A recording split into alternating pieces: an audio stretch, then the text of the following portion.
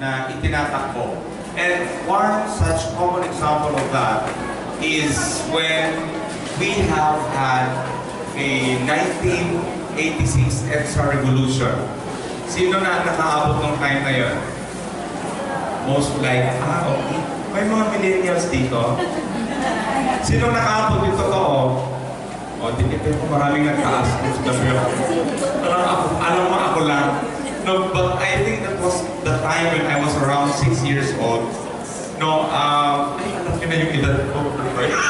Okay, alright. So, nung nagkaroon ng EDSA revolution, almost entire Filipinos have one collective mind that they thought that they nasa rehimi sila, na mapaniin, and so on and so forth. So as the history says it all, na it was actually a very, very common example of collective mind. I don't know if you're familiar also with the Nazis. Alam niyo yun? Yung kay Hitler. Okay? Tapos lahat ng mga katropa niya lahat, pinagpapatay nila yung mga Jews. Their belief actually is an example of collective mind. Now, if we come today, ngayon, sa panahon natin ngayon, actually meron tayong mga local collective minds na ginagawa. Alright. Meron na paalis ng 9:35 and 11:25. Umalis na po yung Cebu at saka... Umalis na daw yung Cebu. Okay, so now, na-pressure naman ako doon bigla. Alright, so what I am saying here is that katulad natin ngayon, meron tayong collective mindset. Pagdating sa the way how we dress up, kung mapapansin ninyo, kadalasan lalong-lalo na yung mga millennials, yung mga Pinoy, gusto na kasuotan nila ay itiniterno or ginagaya yung mga Koreans. Yung mapapansin ninyo, because it's a type of collective mind. It is embracing the culturality of a certain nation na kung saan siya yung naging pop icon. And then, dahil sumikat siya, naging pop icon siya, ginagaya siya ngayon. And even when we are in pictures, tayo ay tinitake ng, nag-take sa atin ng pictures, di ba? Dati natin normal na, but usually ginagaya na natin, nakapaganyan-ganyan na tayo. It is coming from the Koreans, some of these are coming from lahat na ito, no? So it is an idea of collective mind. Why I'm saying this one to you, because what we are going to understand this afternoon is all about the culture, because the big part of this collective mind is actually the culture itself behind that. No? Bakit ang mga Pinoy madaling makapagaya ng mga kultura? Kasi kung titignan ninyo, walang klaro na, sabihin natin, walang klaro masyadong mixed or amalgamized yung culture ng Pinoy. Dahil siguro, iba't iba yung mga nag-conquer sa atin. Ang dahil-dahil natin mga iba-ibang mga pinaglulan. We have the Americans, we have the Japanese cultures, at yung pinakamatagal sa atin ay the Chinese, di ba? So, ito yung pinakamatagal. And even the Spanish, kaya lahat ng mga ito nag-amalgamize, eh iba-iba yung ating kultura. Merong mga naniniwala, kapag lumabas ka ng bahay, kapag nakasalubong ka ng itim na pusa, huwag ka nang tumuloy. Dahil malas daw. Eh paano kung may dala-dala ka ng leads ng mga produkto? Huwag na lang natin itong ibenta. Balik na lang tayo. Because we have all those superstitions. Di ba? Meron naman sinasabi na kapag ikaw daw ay nagsasaing at habang nagsasaing ikaw ay kumakanta, ay mababalo ka, no? Samantalang yung kumakanta, tatlo-tatlo ang asawa naman. So it's not really true at all, no?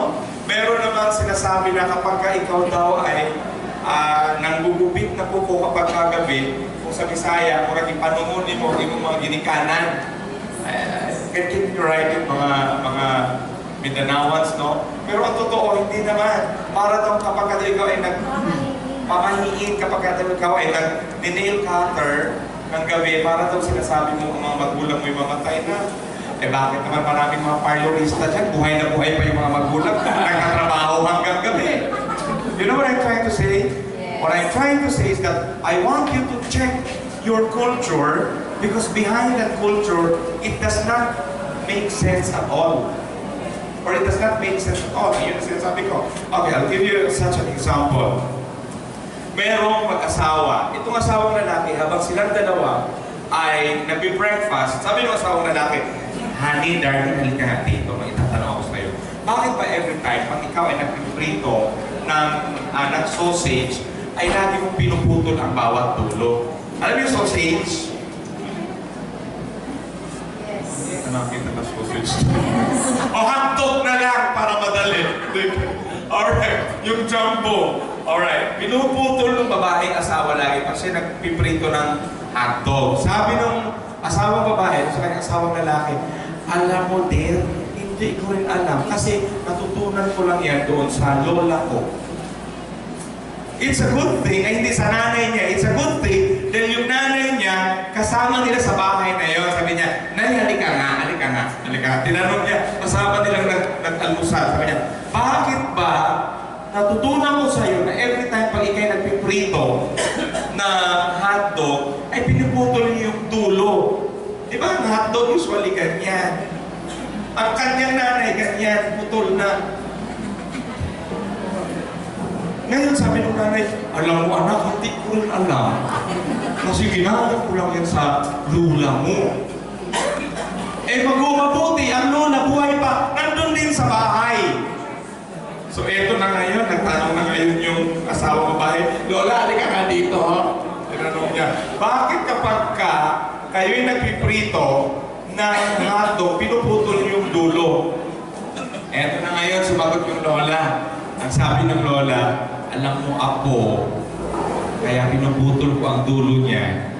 Gawa nung sa panahon ng kayo hindi pa masyadong mapera, yung frying pan, yung frying pan ako, ganyan ng kaliit. So kailangan pagkasya, kasi pag yan nilagay ko, hindi siya magkasya, kaya kailangan putulin." Now, does this become a culture? Oh, naging kultura nila yan. Sinunod yan ang kanyang mga anak hanggang sa kaapu-apuhan. But when you check the veracity of it, does it make sense? It does not make sense at all. That is why you have to check your culture. You have to check what is behind your belief. Because sometimes, or most of the time, it does not necessarily make sense at all. Ito yung sinasabi natin na mahalaga at sine-check natin yung ating kultura. And with that, this afternoon, because we are with Leeds International, we have a set of culture that totally differs from other culture. Sabihin na natin, napaka-cliche naman ito magsalita ni Sir Jen. But I'll tell you what, I'll give you some time later on makikita ninyo. Okay. So, tuloy natin. Okay, ang sabi ni Mahatma Gandhi, ang sabi niya, "A nation's culture resides in the hearts and in the soul of its people." Ang kultura daw ng isang bansa ay nananahan doon sa puso at saka sa kaluluwa ng isang tao. Totoo naman yan, di ba? Kaya mahalaga na yung pinahihirap na kultura sa bahay, tama eh. Kasi merong mga bahay na kunwari, nakasanayan. Meron kami ganun eh, na ang lahat ng mga, basta mga lalaki ha, bawal ang mga lalaki maghugas ng plato. Ang mga naghuhugas ng plato ay mga babae. Hindi ba kapag kayong asawa, yung lalaki na yon later on in the near future, nakapag-asawa siya, yun din ang masusunod na kultura? O bawal ang mga lalaking maghugas ng plato. Gawain lang ng mga babae. So, because we have to understand na yung culture is actually a totality of attitude and behavior that is being practiced from time to time, na nakukuha yan, namamana yan. It is a belief that is acted upon by a behavior. Ito ang ibig sabihin ng kultura. No? So, importante na kailangan i-check natin yung ating culture, i-check natin yung ating belief. And that is why I will give you a closer glimpse of what is the culture of Leeds International. Okay, now, let's go first with this one. Sabi natin, ang culture daw ay nagre-refer daw ito sa pattern ng human activity. Yung mga symbols na nagbibigay ng significance nito.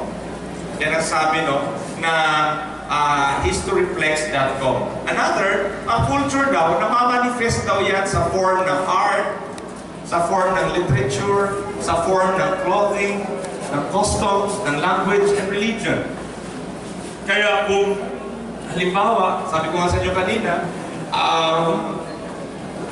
ang culture ng, halimbawa, ang culture ng bahay ninyo ay mga, kunwari, ang mga magulang ay mahilig sorry kasi lumaki ako sa mga magulang ko na kung saan, pag nag-aaway sila, lahat ng Latin lumalabas. Eh, yung mga maliliit pa lang kami, di ba, sa Bisaya, masakit talaga ang salita ng Latin sa Bisaya, di ba? Ayaw ko na sabihin. May mga sakit pa yung mga kulira, mga gano'n, di ba? So, nung maliliit pa lang kami, nasunod namin yon. Kasi ito yung kultura na nananakad doon sa aming tahanan. So, nagmamanifest yan doon sa form. Diba? Nagmamanifest yan. Like for instance, yun ang customs, kung ano yung mga paniniwala, yung lingwahe, yung religion. Bakit lahat tayo, kadalasan, napakalaking porsyento sa buong Pilipinas ay puro Catholics. Because in the very first place, 300 years almost, na yung Spanyol dito sa atin ay tumagal, na sunod natin yung ganong klase ng belief. So ito yung sinasabi natin culture. What else? The way people live and what they believe constitutes their culture. Kung paano ka nabubuhay ngayon, ano ka ngayon, because that is the result of your culture. Kung patamad-tamad ang kultura mo, ano bang hindi ka masaya sa buhay mo, because that is your culture. Alright? Now, their principles and moral values also form an important part of their culture. Now, let's go first with the mission and vision of the company. Ang vision ng kumpanya ay actually, it says itself to be a globally competitive Filipino company that provides equitable, pag sinabing equitable, equal ang business opportunities na ibinibigay sa bawat isa. You know what, when we talk with Chairman, sabi ni Chairman, you know what, Jerry, when I was capitalizing, sabi niya, this business, I did not think of anything na kaya daw siya nakakapitalize just because para siya ay tumubo.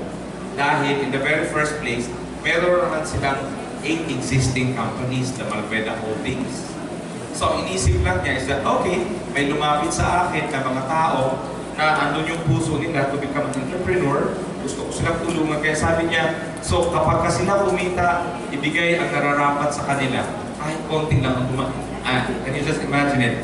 Ito lang yung narinig ko, chairman na nagsabi na kahit konti lang daw umalik na tubo doon sa kumpanya. Basta daw ibigay ang nararapat doon sa mga partners na kanilang pinaghirapan. So, hindi pa po ako hired niya that time. We're just talking. And the thing that struck me is that he is with Kawad Kalinga. And I was also with Kawad Kalinga. I am an advocate of Kawad Kalinga. It is an NGO na kung saan ay nakahouse siya ng 400 to 500 Filipinos as of today. So sabi ko, okay ito kasi pareho kami ng mga pinaglalaban ng mga advokasya. You see, what else? Yung mission niya, our mission is to provide research-driven and globally competitive products, enable equitable growth opportunities, and bring people together with the common goal of serving with integrity and empathy. No? Alright. If possible, ito po kapag nag-train ako, lahat ng mga partners, pinamemorize ko sa kanila yung vision at saka mission ng company. If possible, i-memorize it. By heart. No? Hindi lang sa dahil pinamemorize ko sa inyo. Kasi yan, kapag nag-revalid ako, nag-written exam ako, kasama yan. Okay? Sayang, kasi bakit? Pag nakompleto nyo yung 42 trainings na iyan, yung inyong counterpart bonus na nagkakahalaga ng 2,100, pag nakompleto nyo yan, lalagyan niya ng 300, magiging 2,400 na yan. That's another way of earning. O saan ka makahanap ng kumpanya? Tinrain ka ng lahat-lahat, babayaran ka pa. Diba? So, yan. Alright. Let's go forward. Pasensya na sa boses ko ha. 2 to 3 days akong pinarangkaso. Ngayon lang ako nagre-recover. Kaya may virus pa ako. Ingat-ingat din kayo. Hindi, okay na ako, pagaling na ako. Kaya lang, mahaba itong training na to, malamang bumalik. Okay? Alright. So, tandaan natin, meron 7 karakteristik ng kultura, no? Ang culture is learned. Natututunan yan. No? Kung ano yung environment mo, kung ano yung kinagisnan mo, yun ang natututunan mo. Halimbawa, kung ikaw ay lumaki na kung saan ang pamilya mo ay palamura, maniwala ka, may kapitbahay kami, 2 taon pa lang yung anak niya, dahil mahilig magmura yung tatay at nanay, lalo na pag nag-aaway. Maliit pala yung bata, pag nagagalit yung bata, ay, bota ka! Ang cute yung pakinggan kasi bata pa. Ang cute niya, pero pag malaki, ang sarap sa palit, di ba? So, nakakalungkot. But actually, it is learned. Natututunan yan. What else? Another characteristic of culture is that it is shared. No? Kung ikaw ay great influencer ka, meron kang ganong kultura, you can actually share it to your friends. You can share it with your kapitbahay. Kung ano yung kultura nyo sa bahay nyo, pwede mo yung dalhin doon sa labas. Another is that culture takes time to develop. Alam niyo bang matagal ang kultura na didevelop yan? At kapag ka itinanim yan, ang tagal din bago tanggapin kasi may mga resistance yan. Ay, hindi pwede sa amin yan kasi ang paniniwala namin, ganito na kami hanggang mamatay. Di ba may mga ganoon? Do you agree? Medyo minsan mahirap siya. Kasi roots yan eh. And culture is transmitted across generations. Nalala yung kwento ko kanina sa hotdog? Mula sa lola, papunta sa anak, papunta sa apo. Nagkanda, transfer, unto generations. And culture is, that's a good thing about it because culture is actually subject to change. Ito maganda rin kasi nababago siya. Sino ang mga ano na, meron ng mga diwa noong mga 1980s.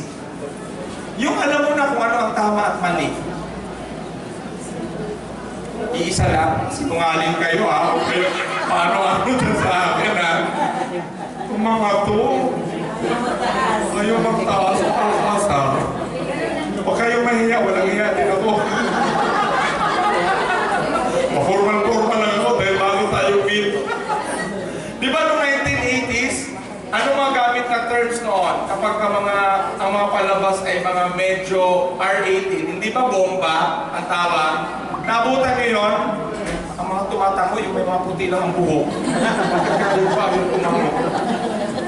Oh, ngayon, gamitin niyo yung term na yun na Bombay, pakulong agad kayo. Kasi akalain terorista ka. Do you agree? Yes. Because the culture is subject to change. Nababago kahit yung salita. Kaya wala na gumagamit kayo, uy, ang ganda ng bomba, patay ka agad. Patumba ka ni Duterte. Nababago kasi siya, nag-change siya along the way. 1950, mga 1950, hindi naman siguro, mga 1970 siguro, ang mga babae noon, kapag meron silang nagustuhang crush, yung nanay ko, ang kwento niya, anak, alam mo sa totoo lang, yung ako'y merong crush nung ako high school pa, pag ako'y inuutusan ni mama, at napapadala ko doon sa bahay ng crush, hiyang-hiya ako, gusto ko dumaan sa ilalim ng lupa. Ngayon, hindi na. Ang babae na nagtitext, hello, nandyan mo parents mo? Wala, alika. Come on, pista-pista pa more. Di ba nagbago? Nagbago? Exactly. Totoo na babago. Naiiba na. So anong dapat nagbabago yung culture? dati kapag ka, I'm not discriminating sorry, but sinasabi ko ako realist ako na trainer. Okay. Dati, mga 1970s, kapag ikaw ay naging kunwari lang, na-disgrasya ka, babae, na-disgrasya ka, nagkaroon ka ng anak, iyang-iya kayo, hindi ba? Parang, kulang na lang, itago ninyo. Ngayon, nasa Facebook pa, proud mother. Hindi ako discriminating that's a reality. Because nagbabago ang culture. Nag-iiba.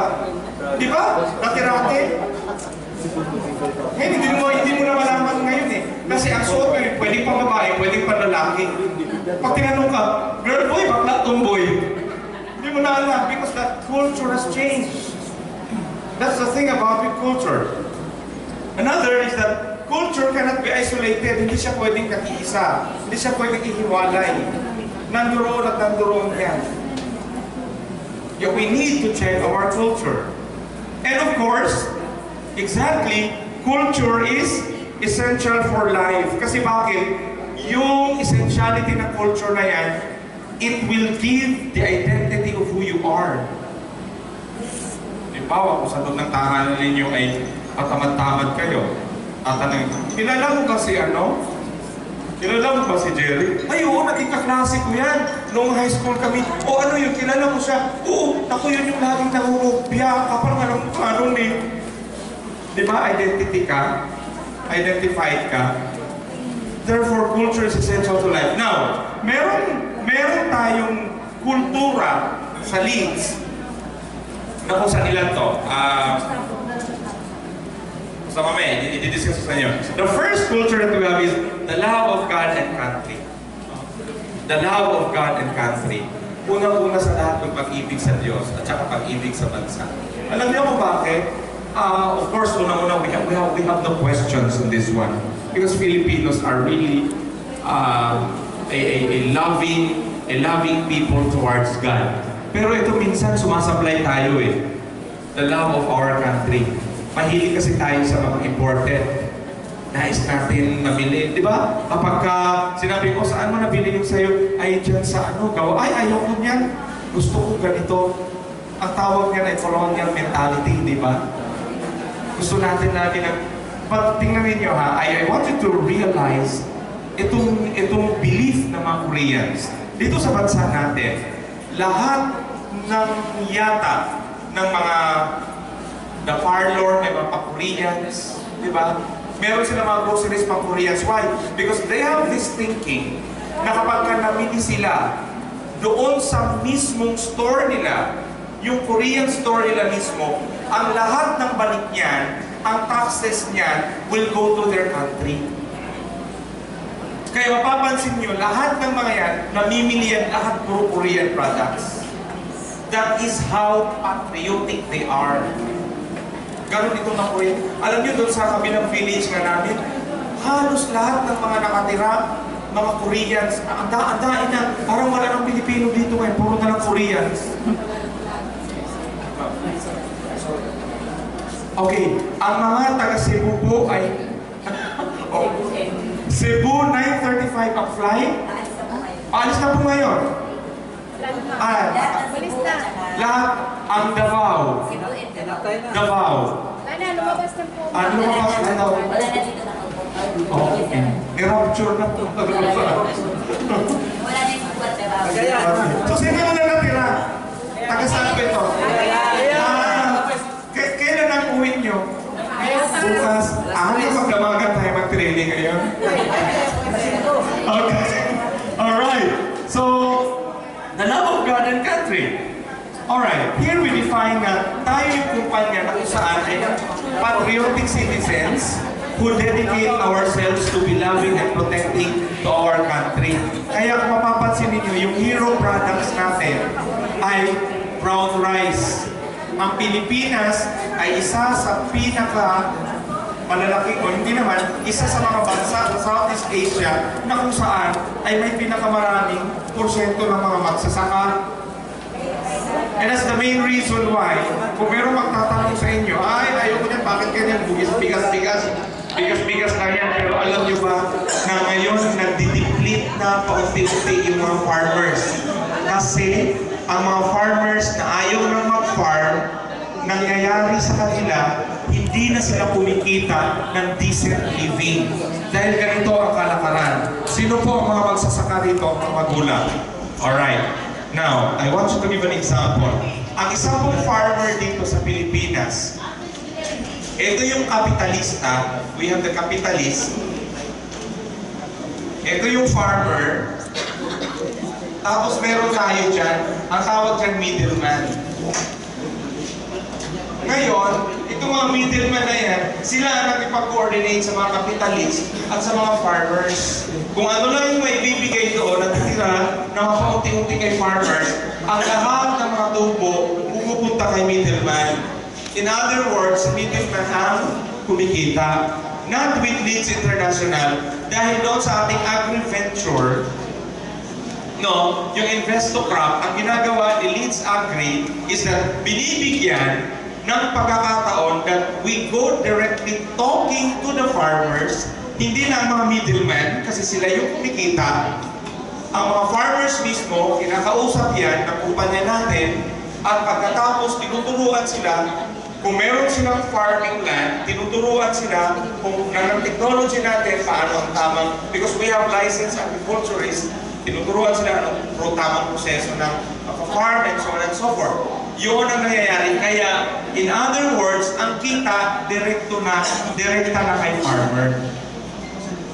Kaya nakapag-sell tayo ng mga farmers na yung kanilang mga anak nakapag-aral sa mga dissenting mga paaralan, nasa private school, nakakatira sa mga nababayaran yung mga utang-utang, because ganito yung nangyayari. That's why we are protecting the welfare of these people. Sila po yung mga minority groups natin.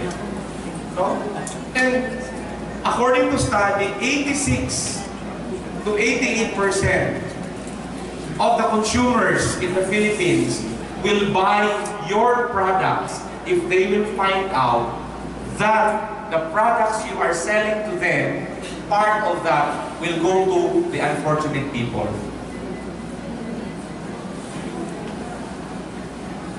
See? Itong farmers na yan, kapag nakapag-produce na sila, nag-yield na yung mga palay nila, no, na itinulong din ng Leeds Agri, ang nangyayari, sinong bibili ulit? Sinong magbabayback? Tayo pa rin. Pag binayback natin yung, bibili natin yung sa kanila ng halagang mas mataas pa kaysa sa normal sa market, at pagkatapos, eto na yung tayo, pumapasok yung Leeds International, tayo yun, kayo po yun, kayo yung magiging marketing arm para yung mga produce ng mga farmers po na ito ay tayo po ang mag-distribute globally. Palampakan po natin. Palampakan niyo po ang inyong mga sarili. Ganyan po kahalaga ang role, no, ng mga partners. Alright? Let's go forward. We're a company which shows love and respect for God by protecting, defending, and being a good steward to all His creation.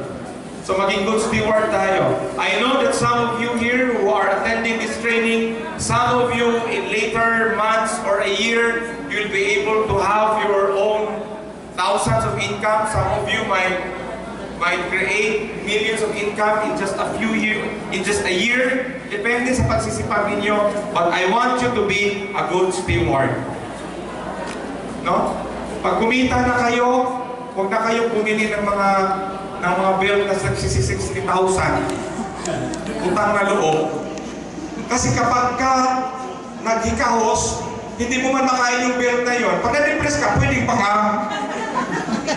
O at least, namatay siya. Uy, pero maganda. Louis Vuitton. Are you with me? Yes! Ha? Pag-ipon, hindi yung... Di ba? Sa hinambugay magdaugtan.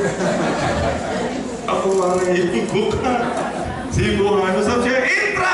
Ilong ko! Yung episode man. Okay, magano Ilonggo yung lahi ng nanay ko. So, maging good steward tayo ha. Mag-ipon. Mag-ipon, huwag kapag kumita kayo. Huwag yung gastos dito, gastos doon. No? Alright. Next, excellence. So excellence, we are a company aims to surpass ordinary standards which is measured through performance indicators. Hindi tayo nag-i-aim for ordinary lang. Kung ang iba nag-i-aim sila ng dala-dalawa lang tatlo-tatlo, tayo hundreds. We're aiming for something greater. No? We do not aim for something mediocre. Kaya lahat dito, kapag nakumpleto nyo yung 42 trainings na ito, I envision na lahat dapat kayo pag natapos na yun, kahit sino pang mga malalaking tao kakausapin ninyo, kaya niyong harapin. Dapat ganon. Mag-excel. What else? We are a company that continuously moves target acted upon with integrity, front runner in products and services, reliable to our partners and customers. Pag sinabing, sige, magkita tayo, magkita, o gantong oras, reliable. No? Hindi yung mapinta na yung ugat ng mata. Nasaan na kaya si Kulita? Nanilaw na. Asan kaya siya? Reliable. Meeting all that can be pursued through actions of integrity, being front-runner in products and services, and meeting all obligations. Excellence ang tawag dyan, mga partners. What else do we have here? We are a company of continual growth, maturity, and learning. Kaya dito, you will not only be focusing into networking. Maraming diversification. Kasi later on, some of you here might own your own bahay ni Pandoy. Some of you here might own a satellite center of leads. Some of you here might own yung mismong branch ng company. Because we are strategizing na kukunti lang yung branch na bubuksan. Kasi yung iba na mga branches sa mga strategic na mga lugar ay ibibigay sa mga partners. Yes. Yan ang gusto ni Chair. So hindi lang sa we must be in continual growth. Alright? What else? We're a company of craft, and the serving today should not be the same as the quality of your serving yesterday. So kung ngayon nakapag-invite ka ng 5, dapat kinabukasan, it's another record for you to break. Kung ngayon nakapagpapayin ka ng 2, do not settle for 2 kinabukasan. Kasi we have to surpass our achievement. No? We have to surpass. Ang tawag yan ay excellence. Moving forward and not stagnating. Hindi siya stagnating. Itong trainings natin na 42 lang yan. But later on, mas marami pang mga introduce na mga trainings. Ang lahat ng mga trainings na yan ay hindi mo siya basta-basta trainings because they are strategized academically. Meron mga trainings na like for instance doon sa isang training na ginawa namin nung nakaraan, yung workshop na effective communication skills, lahat sila dyan isa-isa nagsasalita. Meron tayong mga ganung workshops. Paano mag-open ng LBP, paano mag-close ng LBP, paano yung mula sa pintuan, papasok pa lang, paano yung tamang paglakad. O baka? Lahat siya tinuturo. Kaya nung nagtitrain ako doon sa Kalamba, may nakita akong sa sobrang takot na naglalakad, papasok pa lang siya. Okay, let's all welcome our leaders for tonight. Habang naglalakad siya, gumagano ka din siya. Ay, hindi mo gano'n ang lakad. Kita-kita ka ng gumagano. Hindi ko kaya ito. So kita-kita lahat yung somehow we have time, we can have that training. Okay, so meron tatlong steps to excellence. How you are going to excel? Ito yung mga benchmark and first is that, okay, benchmark and learn from the best. What is it you are working on? What are the people that are the best in this area? What are the results that they have achieved? Mahalaga yan. Set your targets to the same level as their best results or even higher if you're feeling up to it. Ibig sabihin, para ka mag-excel, you have to learn from the best. You benchmark yourself. Kung ikaw ay you think that you are just an average guy, an average person, huwag kang makipag-benchmark sa average rin lang. Doon ka na sa the best. Kilala niyo si Miriam Defensor, no? Sa Tiago. Oo, siya is a graduate from UP. Alam niyo, ang ma-benchmark ka lahat yung mga professor niya. And every time, dahil nagbabasa ako doon sa kanyang mga tawag nito, kwento na kanyang buhay.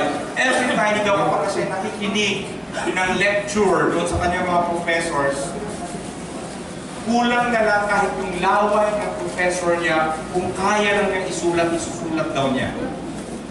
She treated her professors as if gods, little gods, and little goddesses. You benchmark. Kung ikaw medyo ordinary guy ka, huwag ka makipag-benchmark sa mga ordinary rin. Diba?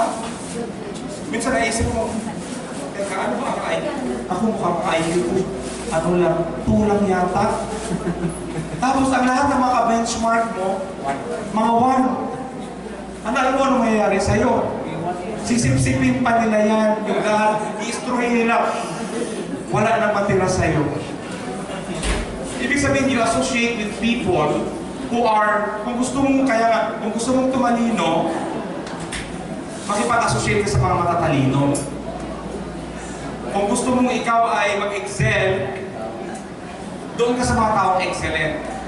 Ito lagi kong pinikwento ito, nung kami nasa kolehiyo pa, pumasa ako sa scholarship ng DOST, Department of Science and Technology.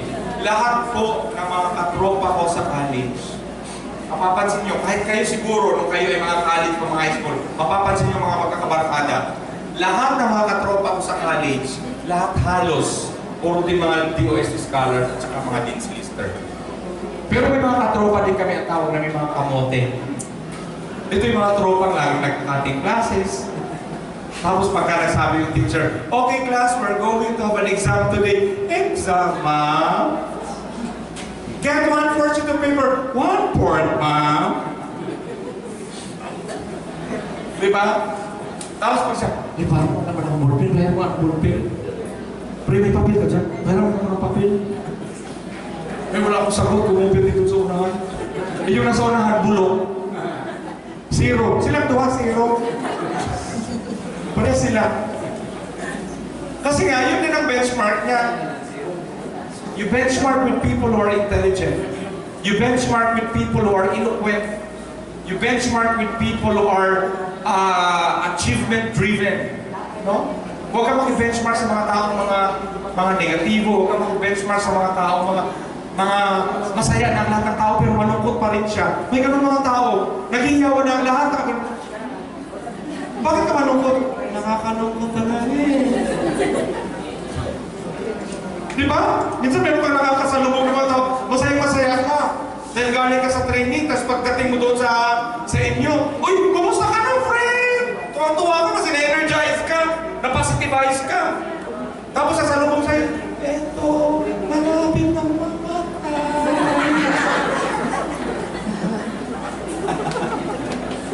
Pag may ganyan, lubayan nyo na. Kasi later on, mapapasama ka sa kamatayan niya. Do you agree? Teka mo, pangit ang boses ko. Hindi mo talaga ganito ang boses ko. May sanin lang siya. Nakakainis ang hirap pa. Oo! Ang mga Pinoy pamantay, mga emosyonal. Takya mo nene, kay luma na. Bakit naman luma pa? Di ba nakakalungkot lalo? Totoo hindi. Paano ko ang kinakawin ang hindi ka undukot? Ang kapitbahay mo ang kanta, isang kahit, isang dukot. ganyan tayong mga dukha. Pero kinakain mo dukot. Napakamatay ka na. You have to select, to choose whatever you listen. Kahit yun, pakikinggan. Pipiliin nyo. Pipiliin nyo lahat yun. Diba? Bagsak na bagsak ka sa love life mo. Kunwari lang. Tapos ang mga pinapatugtog mo. Lunes, ang tayo magkakilala. At pagsapit ng linggo, iliw ako'y pinatay mo. Patay ka talaga! Diba? Eh, ako. Natalo-talo tayo minsan ng mga Americans. Sino mga kanta ng mga Americans? I believe I can fly. I believe I can touch the sky. Wala naman silang mga pakpak, pero nakaka-fly daw sila. I can touch the sky.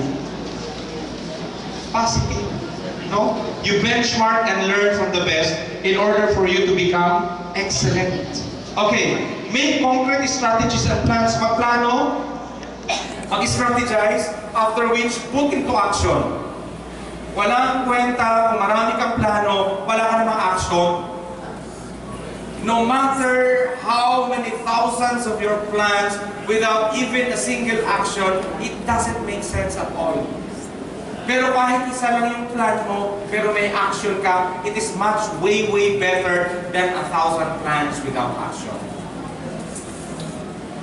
Eh, pag-uwi nyo ngayon doon, sa probinsya, action agad. Bisan kinsay mo, dyan, lahat ng mga magtatahuan, ipipi sa tabi. Pero magbantay ka, kinabukasan, pag naipipihan mo na yan, ayaw ko dyan, tililing yan, mag-ipipihan ka. Tuturuan ka paano magbinta ng bigas. Tama! Dito na pupunta sa kapila. Hindi na doon sa street mo. Hindi na sa barangay mo.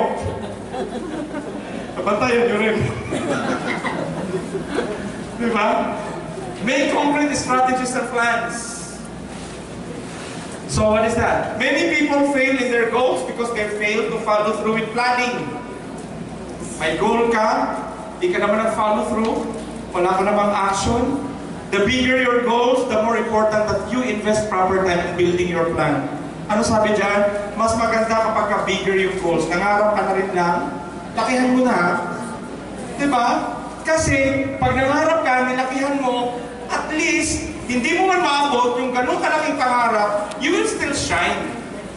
Kunwari, ang pangarap mo ay, kunwari lang, in 5 years time, or 3 years time, palagay natin, ganun ka, no? In 3 years time, you will be able to get, ano ngayon?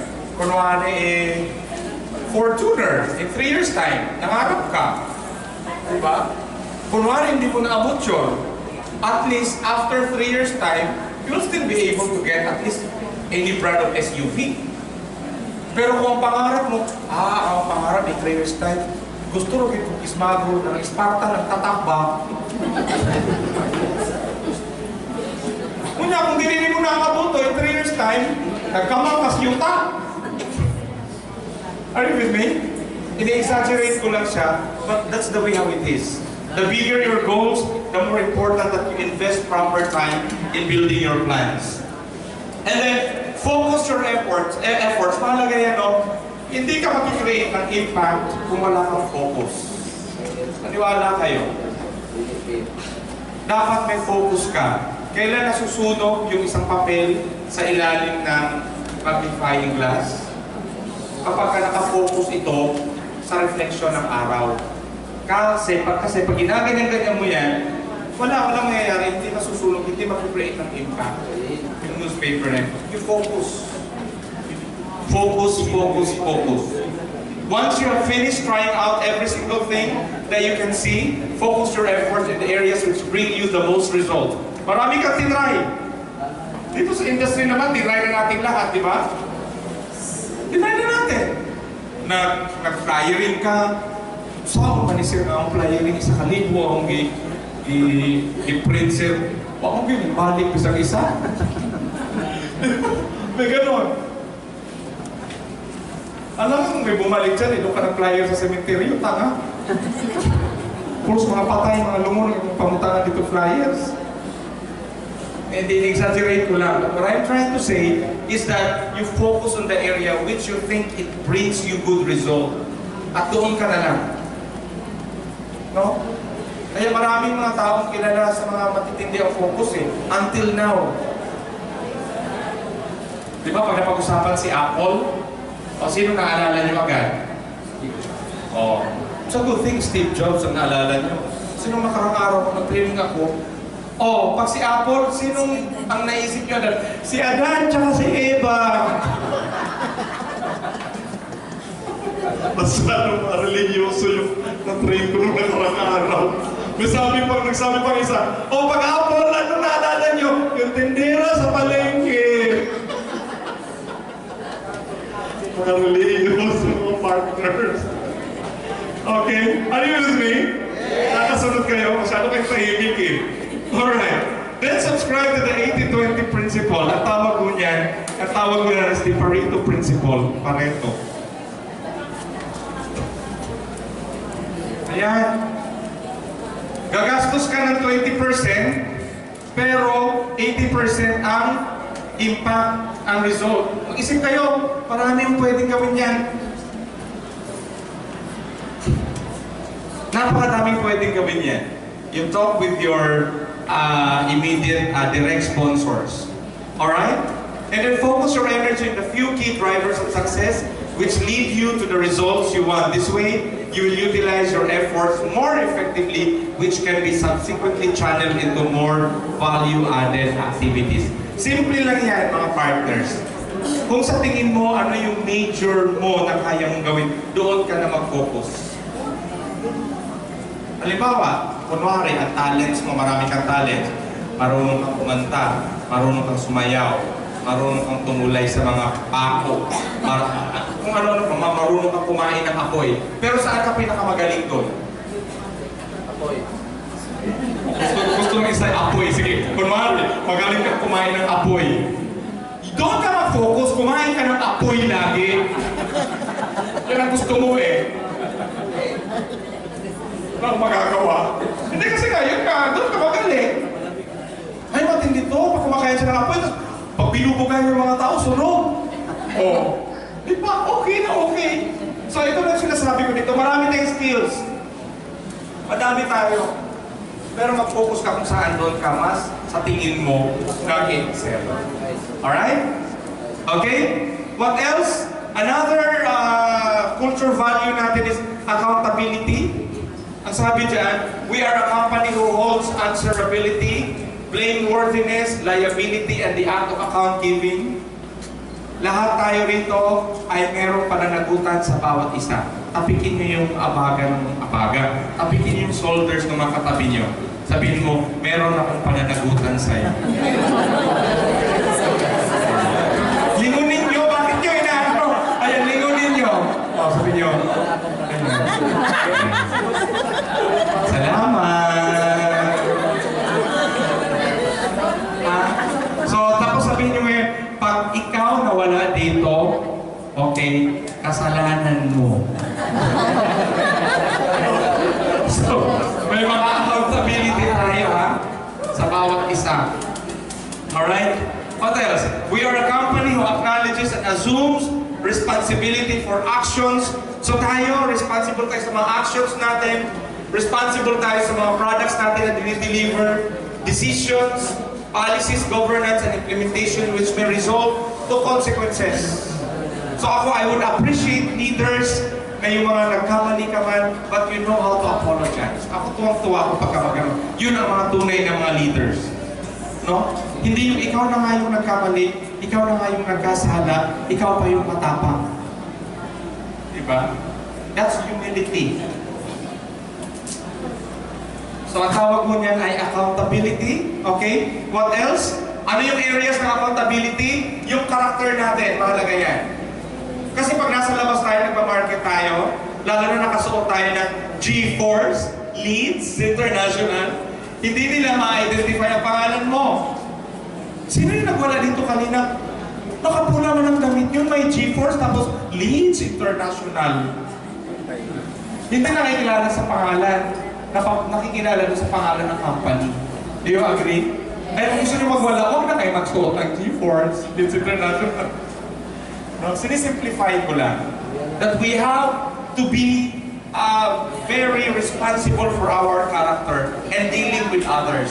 What else? Yung ating business etiquette. Of course, when you go to for a meeting, magbabae ka, how you deal business-wise. Siyempre, kung babae ka, kung imimit mo lalaki, magdala ka ng isang mong kasama. No? These are practical things that you have to do. The way how you dress up, mahalaga yun. Dito hindi naman mahalaga na kailangan naka-tuxedo ka. Basta you have to look good, you have to look clean, you have to look smelling good. Kasi business to eh, di ba? Alam mo namang, ay siya po yung magiging sponsor mo. Ma'am, amilaway man to. Hindi ko yata magpa-sponsor nito. May spaghetti, sir.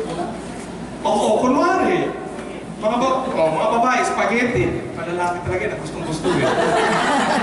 Sir, alam nyo, ang ganda po, naka-spaghetti ka. Ang ganda po ng brown rice namin. Dito, di ba kabukid? Purya ka ba? Mau makiling, mau apo. Pain kagad yan.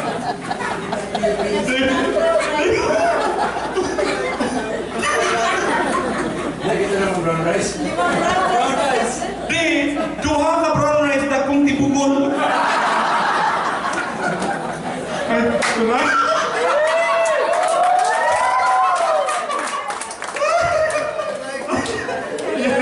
Okay, tuloy natin ang kakalakang. Na yung rice, corn na yung corn. Diba? Business etiquette yan. Magsuot ng magsuot ng maayos. Kung kailangan magpabango. Ha? Hindi yung parang kasi yung mga lalaki, kung kayang mag-ayos ng sarili, mag-gel, hindi yung lalabas na murag tuyong, magkanang buhok. Pag buhok po, tikip, patay! Wala po. You have to. May mga iba pang mga lalaki. Sorry ha, hindi ako nag-discriminate. Ang haba naman ko. Saan ka ba? Slancher ka ba? Ay, hindi. Anong iya naman na? Pangtaas mo, hindi kayo panghingi. Pakana.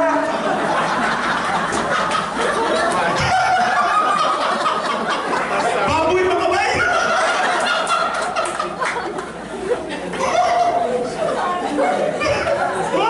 Pagkaroon mo ha? Ayusin yung brown rice nyo. Okay, magkakapa na po ko, malalaki. Okay lang po, brown rice, mag-colors ko po.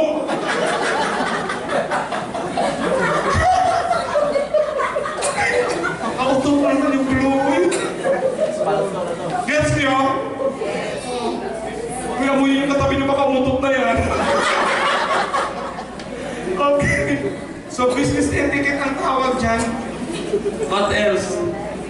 Ayan, social conduct. Siyempre, pag hindi mo naman masyadong kilala yung tao, dapat mag-formal. Huwag kang umiyak dyan. Makayak naman ito. Punasan niyo nga luha nito, di ba?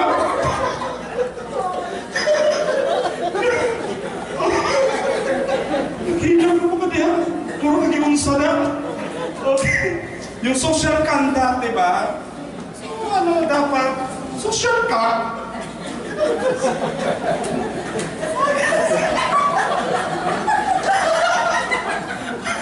Social ka kay social conduct kasi na.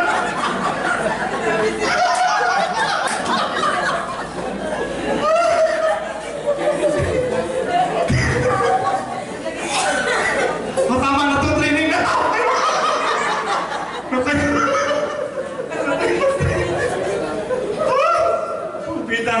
Okay. Tutunayin natin to. Alam nila yung social conduct ha? Pag sinushare mo. Okay.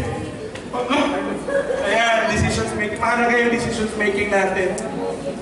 Mahila. Okay. Decisions making, mahalaga yan ha. No, ang mahalaga lang naman yan, kung nagkamali ka, be humble to admit that you have made a mistake, no? Then you apologize. Yan ang mahalaga doon.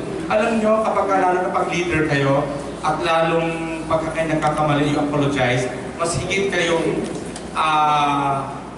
i-respeto, i-appreciate ng buong partners ninyo. No? Kasi ibig sabihin, nagpapakita yun na you are human.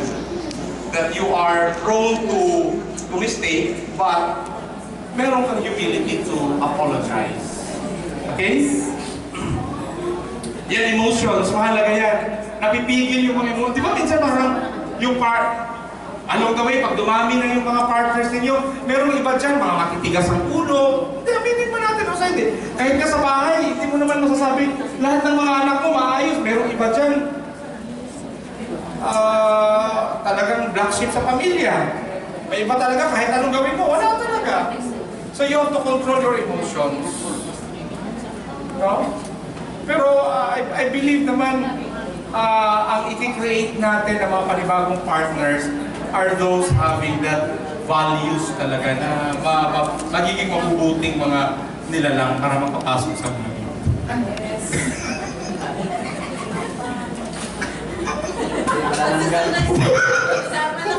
Pumasok tayo na sa langit.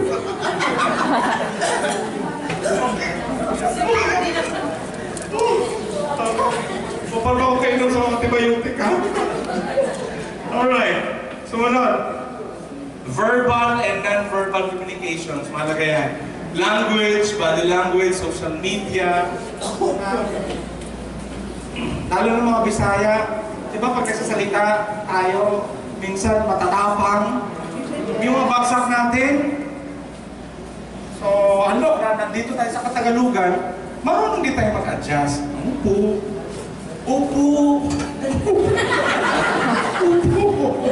Upo. Marunong tayo mag-adjust. No?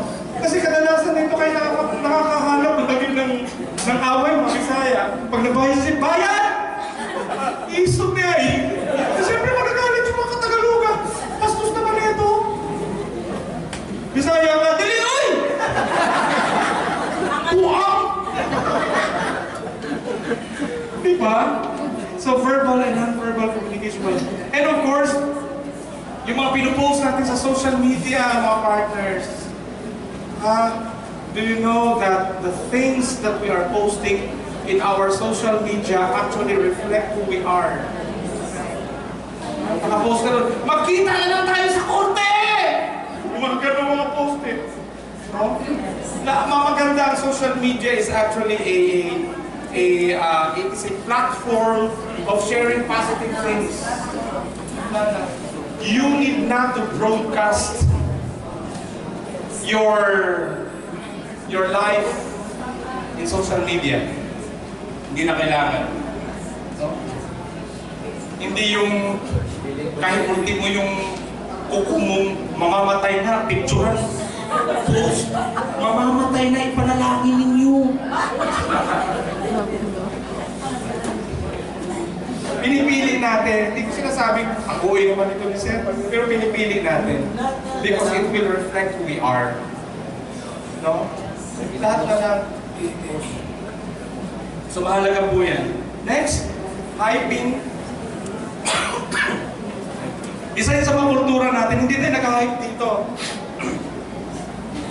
Sige, join ka dito. Pag ganito ka, ganito agad mangyayari sa'yo. Hindi wala tayong ganoon. We do not do such thing. Kasi dito, kapag nag-start ka sa business at inayos mo naman ang pagtrabaho, well, some of our core leaders are actually receiving now hundreds of thousands. In considering that a very small or shorter span of time. No? Hindi tayo nag-ano dito, hindi tayo nagkamay. Sabihin natin yung totoo doon sa ating mga... There was this, isa sa mga kasamahan namin sa management. there is this one networking company. Sabi niya, oh, ano yung ginagawa niyo? Bakit namimigay kayo ng avansa? Sabi niya, actually, binibigay yan ng company namin doon sa mga nakikitaan na mga masisipang na mga partners. Sabi niya, ang galing naman ng kumpanya ninyo, namimigay ng avansa. Ako sabi naman niya, ang pinamimigay nga namin, hindi naman ganun ano. Kasi di ba, ang iba is more on sports car, and so on and so forth. Avanza, sabi niya, bakit ikaw, nagpo-post ka nga, ang nilagay mo, Mustang, nasasakyan. Di ba? Tapos sabi na kaibigan, uy, huwag kang maingay. Hiniram ko lang yun, pinost ko lang, para may mag-join. Ano ko, di ba? Hyping you, we should not give false hope to people. Hindi naman kita. Di ba? Maraming ganun. Alam natin yan. Some of us are coming from there. So, ayaw na natin yung gano'n. Tanggalin na natin. Basta dito, sipagan na natin, gawin natin yung tama. And then later on, for sure, the Lord will bless us in everything that we do. Amen. Di ba parang nasa kapilya lang tayo? Okay. Next. Sumunod. Ayan, proper grooming. No, mga lalaki. Kung kaya yung mga babae, and so on and so forth. Iniiwasan natin yung masyadong mga, halimbawa kung talagang business presentation, iniiwasan, wala na makikita lahat naman ng mga leads international na nakikita ko ng mga partners are really grooming really good. Hindi naman yung something na masyadong nagpe-present ka, pinipresentahan mo lahat, puro mga magsasaka, pagkatapos ikaw nakatuksido ka. Kasi pa yung music, you know our vision of the company. Magsasanap ka, hindi ka maintindihan. Di ba? Sumalaga yun. Are you with me? Nakasunod kayo? May katutunan ba tayo? Yes! Makatawa lang kayo ng tawa. Okay, sige. Seryoso na tayo, ha? Ayan, visual voice. Mahalaga yan. Yun, of course, yung pagtayo natin. Doon nga sa effective communication skills, lahat yan, yung pagtayo natin. Kasi alam niyo ba yung pagtayo natin, naka-apekto yan sa ating vocal cord, sa modulation ng ating boses. Lahat yan naka-apekto. So, kapag nagpe-present kayo, usually, ang nakikita ko, ang mga technique or ang mga statistics sa mga babae. Di ba, lalo na kapag kinakabahan, di ba, mahilig magganyan, mga buhok ng mga babae. Kasi, di ba, gumaganyan.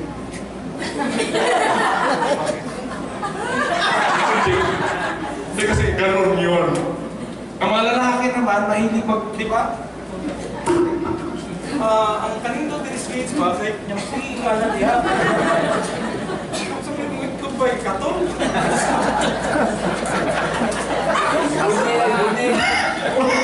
Ibuni. Punta nga nagbikukrong.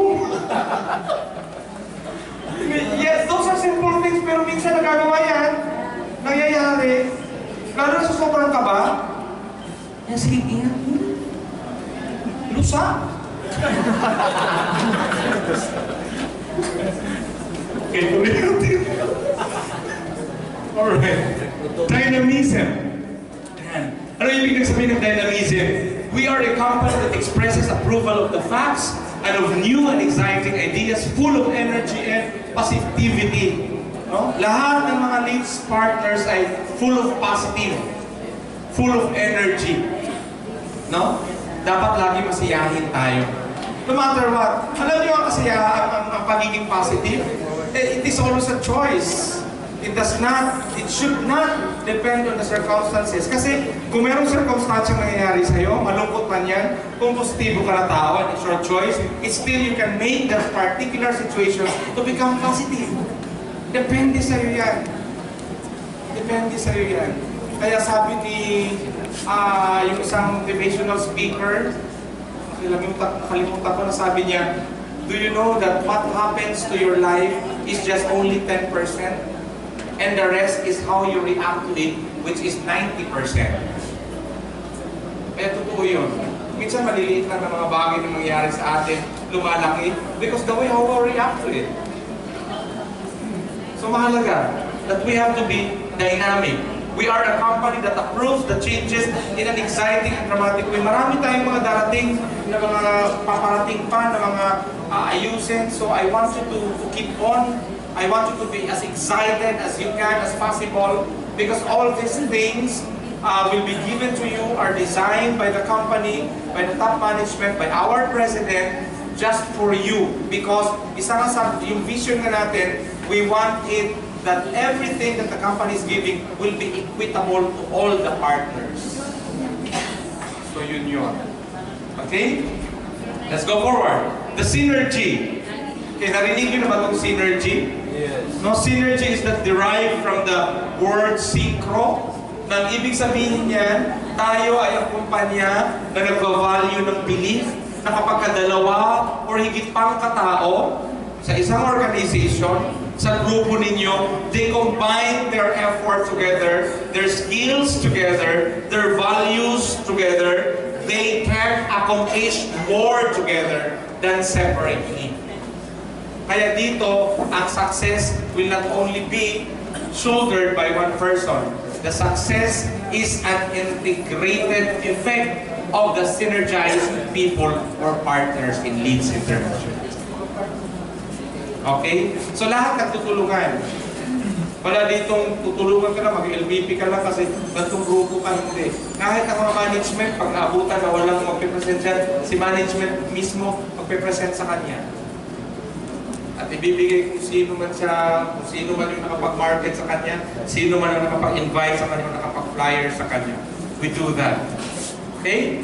They can get more done working together than they can be working apart. Next is loyalty. We are a company that values firm and unrelenting devotion to a person or a cause. No? Loyal tayo sa bawat isa. Doon sa ating mga binibitawan na salita, let us be loyal. Doon sa ating company, let us be loyal. Let us be loyal to its philosophies. Let us be loyal to its advocacies. No? Maganda yung loyal. Okay? Very self-explanatory ito, no? We also value loyalty to our products and services, customers, brand, or co-employees. No? Kung ano yung products natin, kung ang presyo niyan ay 270, huwag nyo namang ibaba at gagawin 180 na lang, then we are not loyal to the company anymore. To our customers, to our brand, or to employees. Lahat po yan, mga partners. Next, integrity. We are a company that values honesty above all and having strong moral principles and uprightness. Alam niyo yung integrity kahit walang nagwa-watch sa inyo, even when nobody is watching you, you're still doing the thing right because that is the right thing to do. No? Kahit tingnan ka pa ng immediate sponsor mo, direct sponsor mo, kahit sino mga nakatingin sa inyo, kasi ako laging ganito yung aking philosophy that I'll be working, of course, unang-una because I am with Leeds, but in the very first place, I am working this because I am accountable to a greater divine power above. Mas accountable ako sa Kanya. Sana ganun din tayo. Na ginagawa mo to dahil hindi ka, well of course, accountability natin ng bawat isa, pero mas accountable tayo doon sa nakakataas. I don't want to sound religious, pero pagdating ng time, we'll be accountable in all the things that we do. No matter if it's small or big, but we'll be accounted. No? Ang tawag ko dyan ay integrity. We value truthfulness and accuracy of one's action. Of course, this is a company that values also family orientation. Kaya we do not call you as distributors. That's a very, very highly commercialized term. Ang tawag natin dito is partner. Partner because when we say partner, you are part of the family. A big family. Kaya dito mahalaga ang family orientation. Kasi bakit? Kapag ka maganda, di ba totoo yun? Kapag ka maganda, yung estado sa loob ng tahanan, kung may mga anak kayo, hindi na yung maghahanap ng pag-ibig sa labas or ng atensyon sa labas. Kasi sa loob pala ng tahanan, minahal na sila. Kaya yung mga ibang mga kabataan, napapariwara sa labas dahil hindi binibigyan ng atensyon sa loob ng tahanan, naghahanap ng atensyon sa labas, nakahanap ng atensyon doon sa mga kaibigan. Yung mga kaibigan, mga bisyoso. Yung mga kaibigan, mga number one na influencer ng mga kung ano-anong mga bisyo. And then you will find out later on na wala na. Hindi mo na kilala yung anak mo. So mahalaga, yung family orientation. Parents, if you're a parent, do not create even competition inside your family. Mahilig kasi tayo sa gano'n, di ba?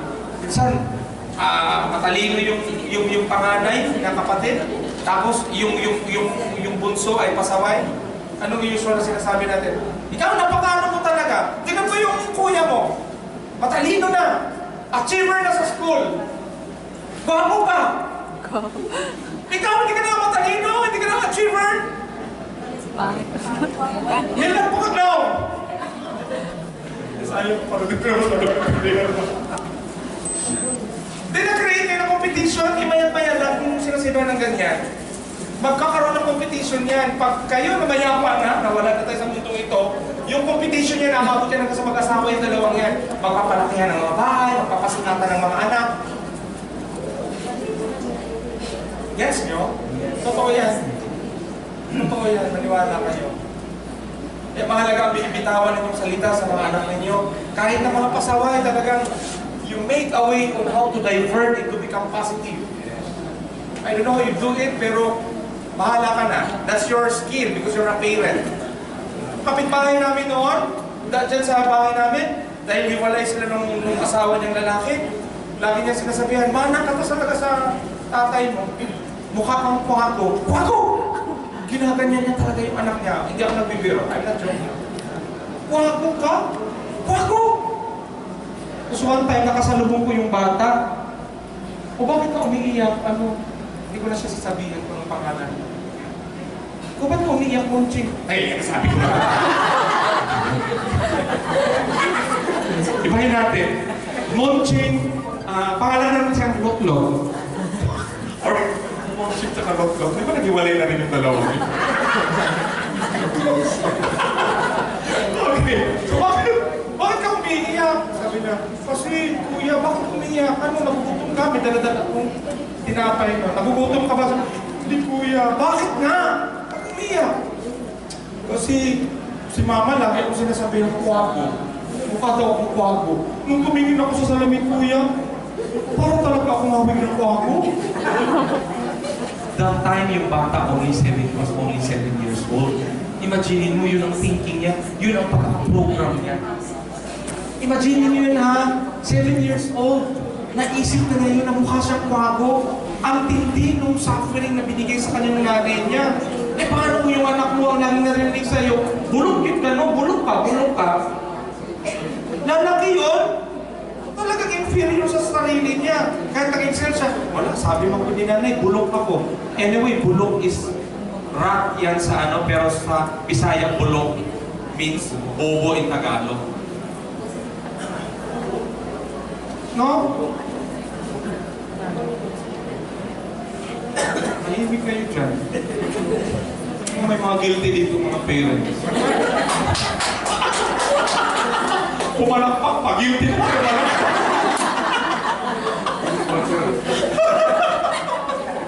Family orientation.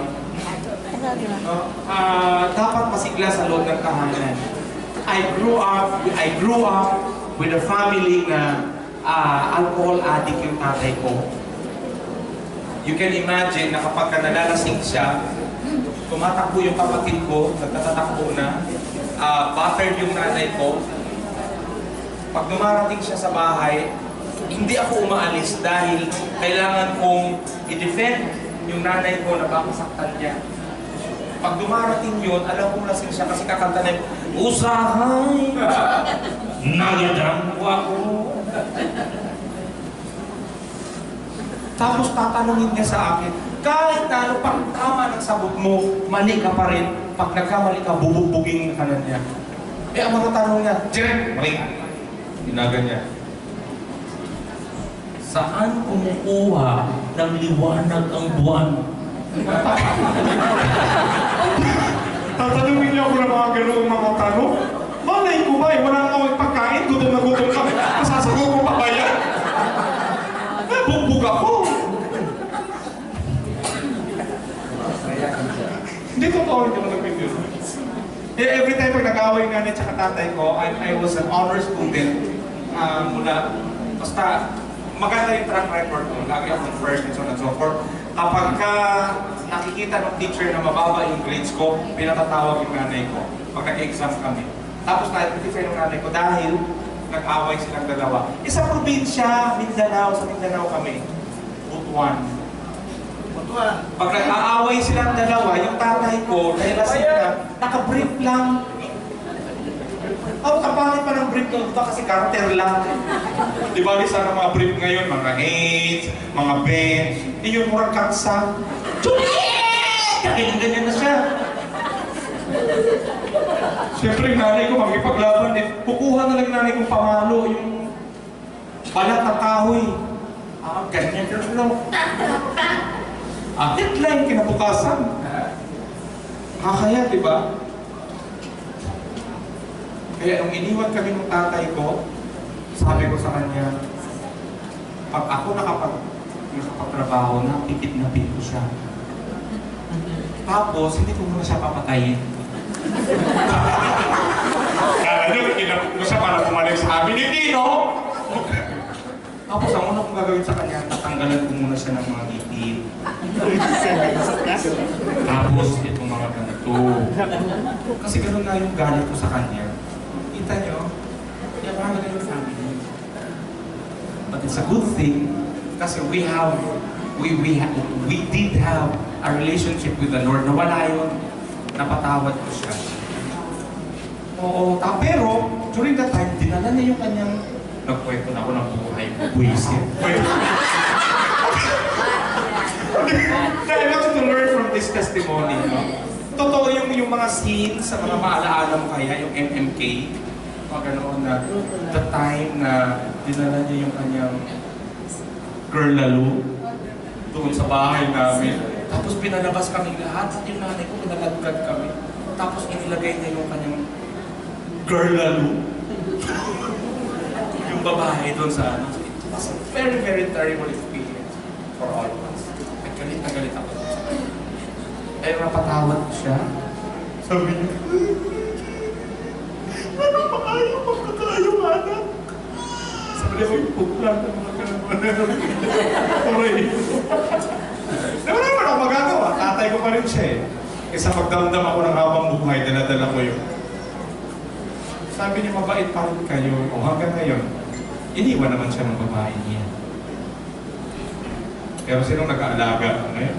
Ay, may nagpapadala ng ano sa kanya. May pinapadala natin siya. Mahalaga ang family. Kasi alagaan nyo. Habang yung mga anak ninyo, mga maliliit pa, kung kayo mga mayayaman dito, mapipera, sorry ha, hindi ako nagsasabi ng whatsoever. Minsan ang mga mayayaman, sa sobrang yayaman, naglalagay ng mga separate na mga kwarto sa kanilang mga anak, pinatutulog na sa kabilang kwarto yung kanilang mga anak, kahit mga 1 month old palang inihiwalay.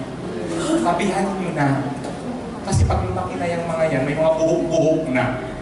Kunin na kaya katabi ang mga anak pag meron mga bulbul. Bakit na? Hanggang maliliit pa yan, kaya yung pangyakapin-yakapin nyo na. Kasi pag mga kilikili na yan, sa mga anak ko eh. Di ba? Ayaw nyo na. Hanggat kaya nyo pang mahalin nyo. Oh, that's true. O, tapos na po yung training ganito. Alam buhay ko naman dito pinag-uusapan. I-chismis nyo ha.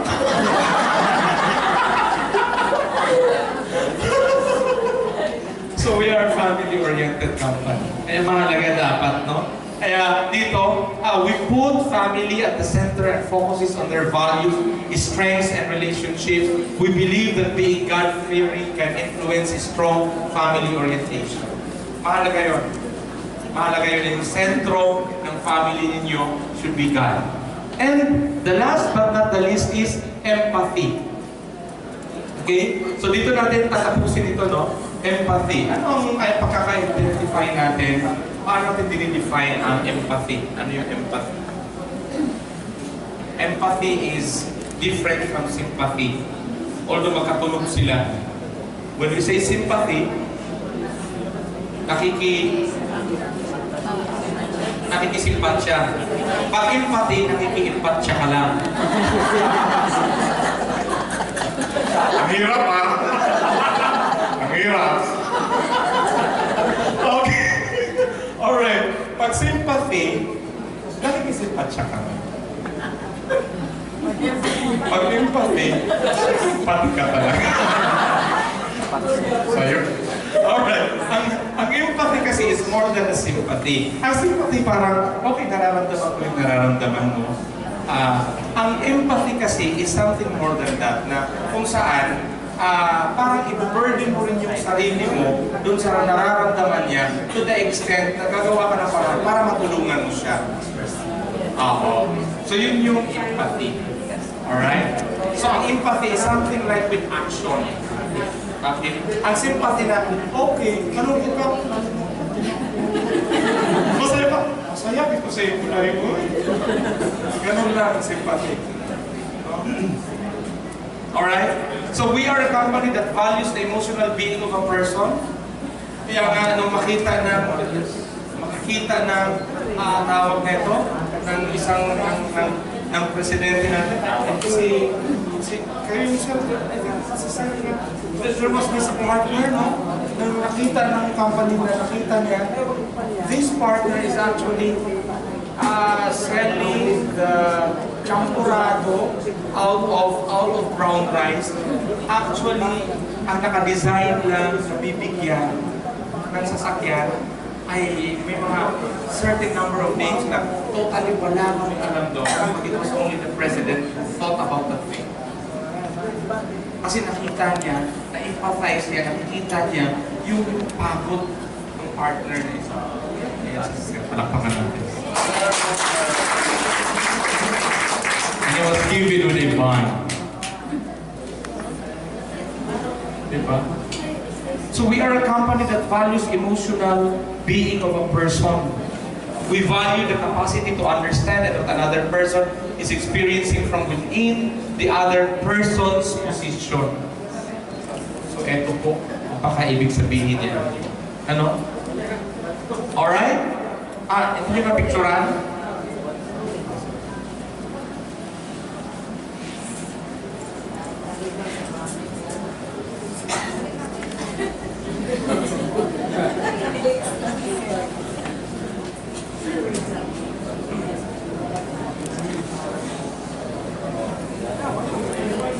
Okay na, tagalin mo ang picture.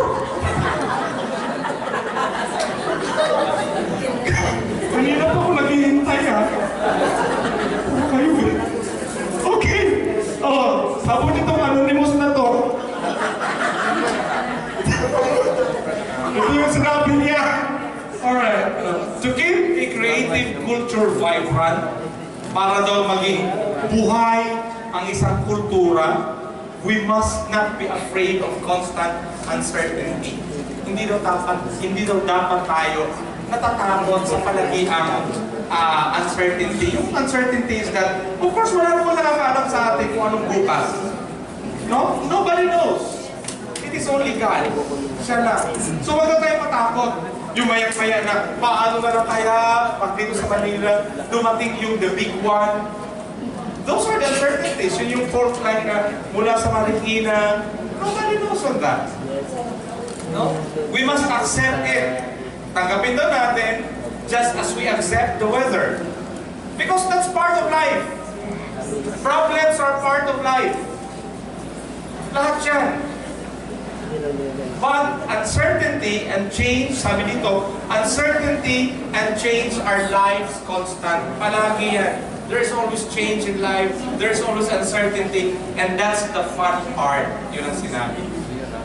Yun daw yung maganda. But at the end of the day, we have to understand that the culture that we have with us, tandaan natin ito, dadalhin yan ng ating mga anak at sa susunod pang henerasyon.